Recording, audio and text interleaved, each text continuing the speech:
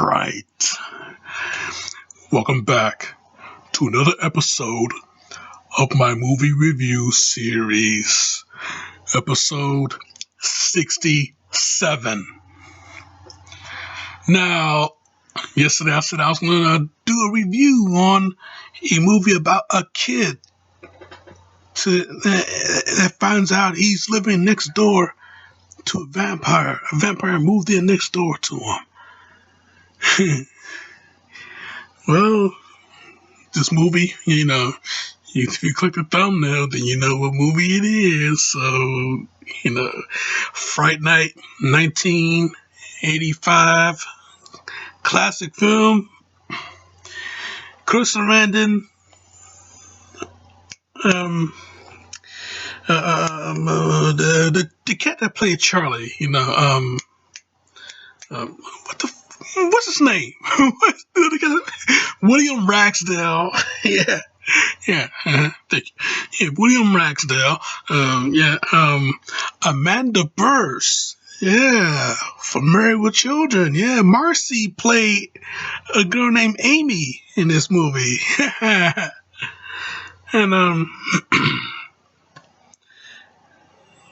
the cat that played Evil Ed. What's his name? It was Stephen Jeffrey, right? Yeah. And of course, Roddy McDowell. Yeah, he traded his white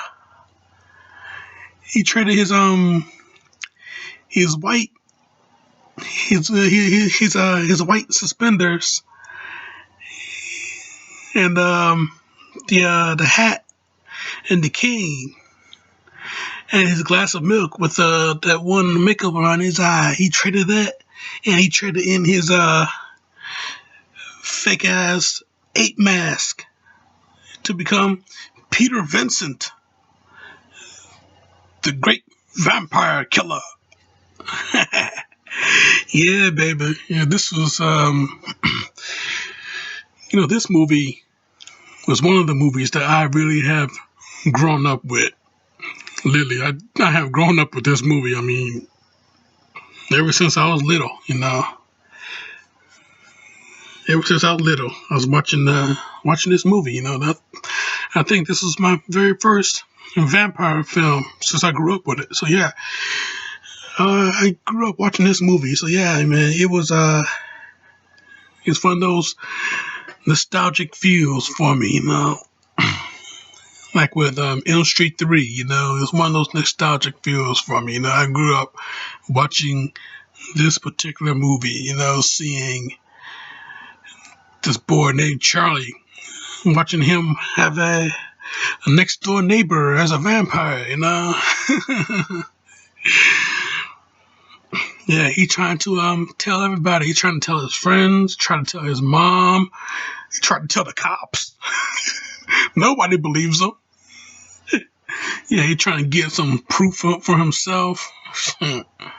Yeah, nearly got killed doing it. I tell you, this movie though, it's not Lost Boys phenomenal, but it is one of the most celebrated films in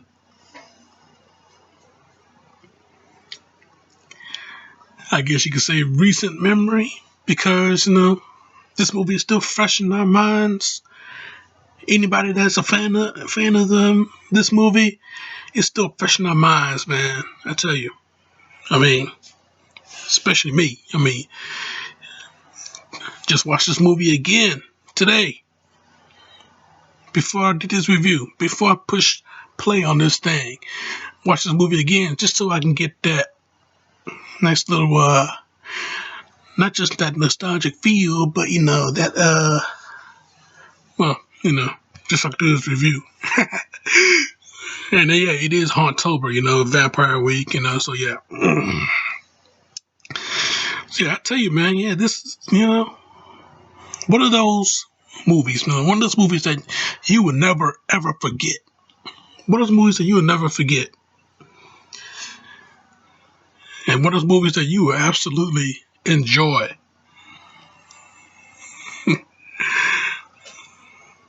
I tell you, man, yeah, the 80s was alive in this movie. Yeah, the music. Oh, yeah, the music, man, the music. The club scene, that club scene, when, yeah, Charlie and Amy, they was running from Jerry Dandridge, just the name of the vampire that Chris Randall plays. Yeah, Jerry Dandridge. Yeah, they was running from him, and they got into this club, Charlie trying to go for a phone, so he went to the back and go for that phone. And, while all that's happening, Jerry follows them in the club, you know, and he sees Amy, and Amy sees him. And, just Jerry is a vampire, he pretty much lured Amy in. Yeah, all you had to do just look at her. Yeah, put her under that trance, because, vampires, they got those eyes, them hypnotize you, put you under that trance, So, yeah, man, I tell you, yeah, once he got her under control, he got her dancing with him, she, dancing by a mirror, she see herself dancing with herself, even though she looking at him, she see him, and she dancing with him. Look at the mirror, she don't see him, but she see him right in front of her. Yeah, one of those vampire tropes, they don't cast reflection in the mirror. Yeah. But yeah, I tell you, man, that this one song, I gotta tell you something real freaky though, real freaky that happened to me a few years ago. There's one song called "Give It Up," in the club scene. Yeah, there's one song called "Give It Up," and I'm gonna link it below, so you get to hear it again. But yeah, this song, for some reason, and at that time, I did not watch this movie. Not very recently, and it wasn't on TV that you can overhear things when you're like half awake on when you're sleeping. You get to hear things, right? Overhear, if the TV is on, right? So but I did not hear anything. So the movie was not on at that point in time. I did not see the movie recently at that point in time, but for some reason, I heard this song in my dream, okay?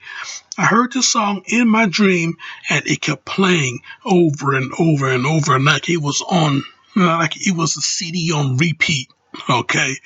I mean, it was just one of the strangest things that ever happened to me. Yeah, something told me, man. Something told me. Something was telling me anyway. Something was telling me something. I don't know what. But something was telling me something. But yeah, that was some crazy, crazy shit at that time. I mean, nothing was going on recently as far as me and Fright Night was concerned. Nothing was going on recently. But for some reason, at that moment in my dream, I kept hearing that song playing over and over, okay? Evelyn Champagne King kept singing that damn song over and over in that dream. And yeah, it's just freaky as hell. But yeah, that was then, that was, 2014, I think. That was then, and this is now, and, ooh, boy. Craziness. Yeah, anyway. Yeah, this movie though, yeah, when those, nobody didn't believe Charlie, he telling everybody that he's he got a vampire living next door to him. Nobody don't believe him. He tried to get proof, that didn't work out. Vampire gave him a warning, he showed up in his bedroom one night. I wouldn't want to make your mother, Charlie. Then they had to kill her too. Right? You know how much trouble he caused me today? Disturbing my sleep. Telling policemen about me. Yeah, I tell you, man. Yeah, spying on me. Almost disturbing my sleep this afternoon. Telling policemen about me. You deserve to die, boy. Of course, I can give you something I don't have. A choice. Forget about me, Charlie. Forget about me, and I'll forget about you. What do you say, Charlie? Yeah, I tell you, man. Yeah. Yep. I'll take you up on that deal, buddy. Yeah, I'll take you up on that deal. I mean, for my own safety, and I mean, hey, you got your hand around my neck, and I can't beat you. You're overpowering me, so yeah. Psst, what choice do I have? But to forget about you. You got it. But yeah, I tell you though, man. Yeah, this movie though, man. It was just like almost a what would you do scenario. What would you do if you found out that a vampire living next to your house? Are you gonna forget about him, let him go on with his nightly feedings, or are you gonna make the attempt of going over there and kill him? And I tell you, man, life risking situation. But yeah, this movie though, he's just one. It's one of those celebrated films. I mean, yeah, yeah, a movie that you just had to remake, which I'm not knocking, by the way, because I love that remake. So you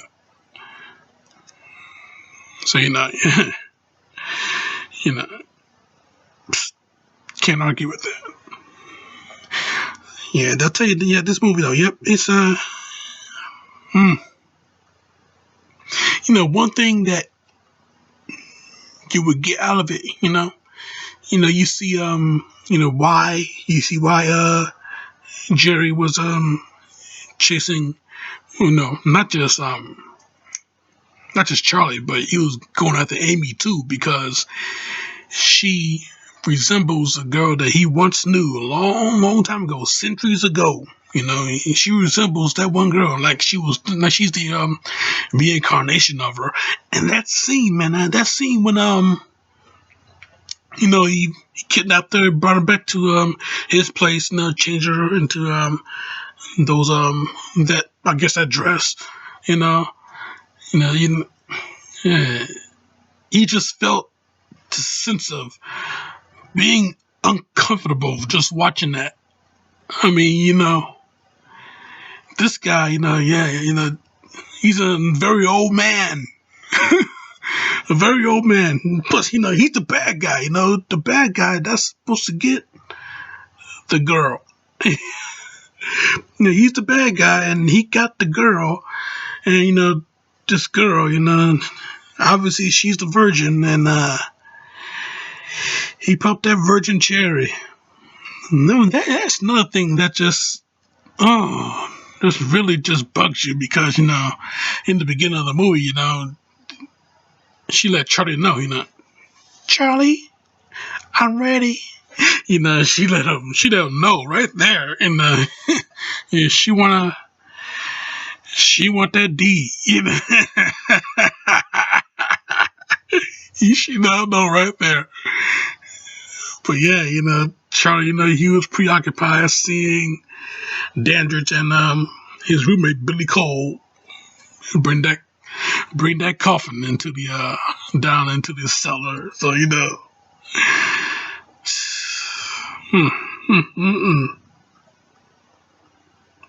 yeah, you had the chance, buddy. You had the chance to pop that cherry, but no, you just had to go on this personal vendetta and try and kill a vampire live next door to you. Now look what happened. Your girlfriend lost her V to the vampire living next door to you. How do you feel about that? Oh boy, yeah, I tell you, yeah, it's just I could be a therapist one day. I don't know. But yeah, I tell you, yeah. I tell you, yeah, that scene though, that scene just give you that uncomfortable feeling, seeing him just get her, touching her, took off the top of the dress, kissing each other. Next thing you know, got that neck. Well, actually, you got the shoulder, the trapeze. Yeah, actually got that, but still, he got her. Bottom line, he got her. Got her, made her one of him. But hey, here's what I don't understand though.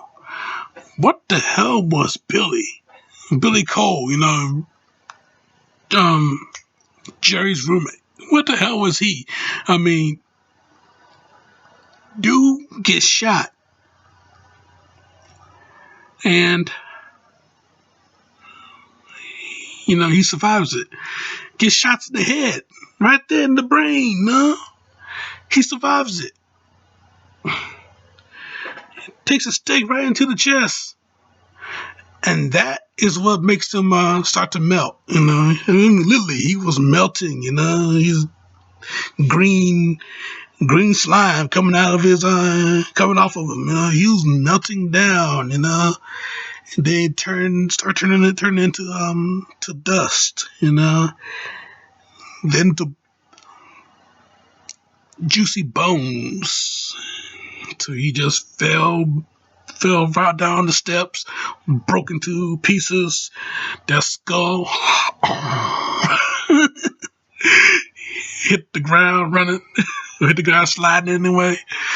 I tell you, man, what the hell was he? I mean, obviously he was in the daylight, so well, what was he? Some type of half vampire hybrid or something? I mean, what was he? I mean, didn't even there was no explanation for Billy Cole as far as, I mean, obviously he was Jerry's bodyguard, but still, what was he?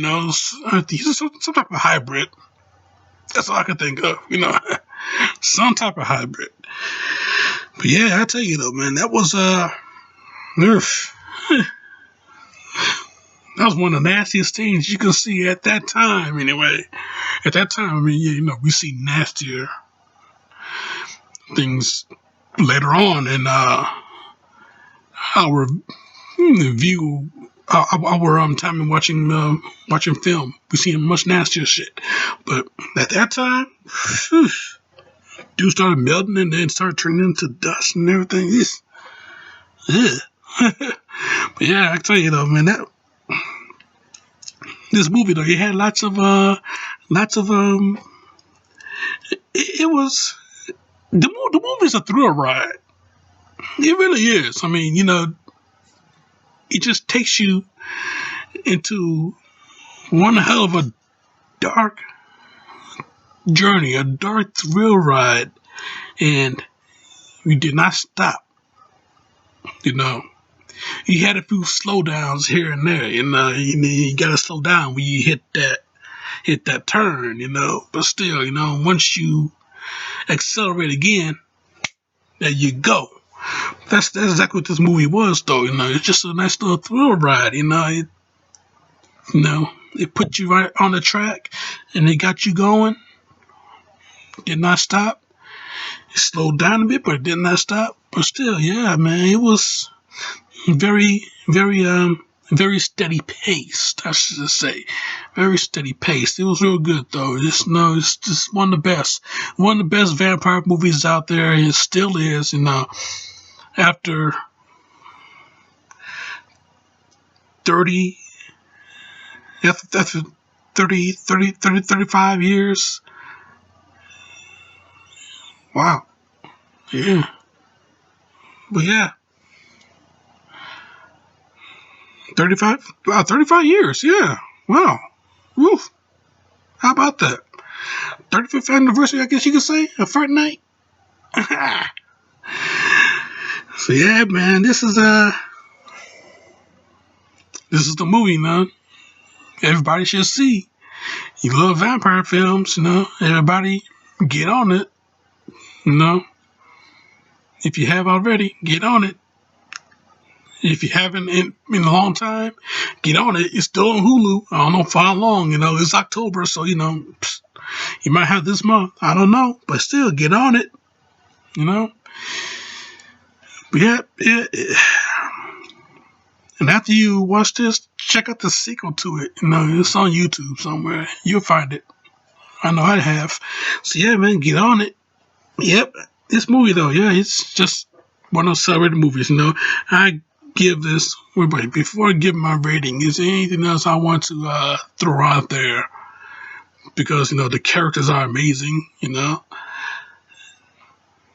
storyline is kind of like Nosferatu. I mean, a vampire was living next door to this guy's house, and he was going after this particular dude's girlfriend, just like Nosferatu. So yeah, the original Nosferatu, 1922 silent film. That particular movie. Yeah, this movie right here was just like that one. No doubt they pulled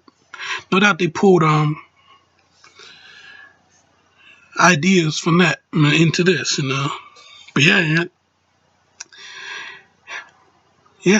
Well, yeah. This movie is a perfect 5 out of 5.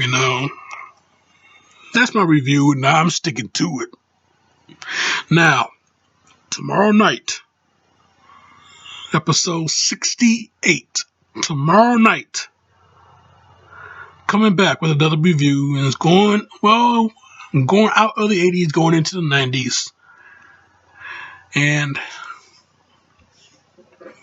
we're going to see what John Carpenter can do with a vampire. So I'll see you then. Check out this shit right here. Subscribe to me right here. In the meantime, in between time, Jack. Show off.